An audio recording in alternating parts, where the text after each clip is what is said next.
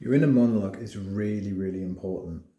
And I don't just mean that you need to try and find ways to talk to yourself that engender compassion, but I mean, that is really important, right? And I think if you find yourself hearing things that you're saying to yourself in your inner monologue, that you would pick somebody up if they spoke to a friend of yours like that, then it probably is something that you need to think about. But even if you do find self-compassion when you're being self-referential in your inner monologue, the impact that it has on your outlook on life about other things is so important. I think when something small goes wrong, when you have an incident where somebody on the roads does something that annoys you, or something happens that's actually really, really nice, but perhaps you think it's an example of something that's in the process of dying, like politeness or chivalry or whatever.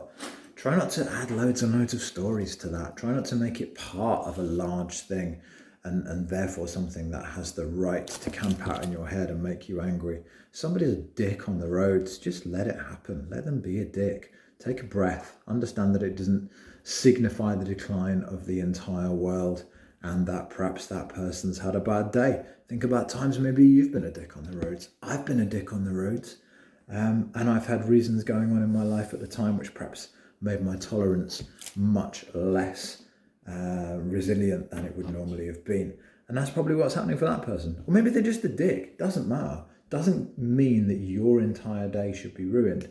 And therefore, although you can't flip a switch and change these things immediately, looking at these moments and trying to understand when your inner monologue turns from positive and supportive to negative and perhaps reinforcing a really negative outlook on the world is a really key thing that you can probably do to improve your overall sense of well-being.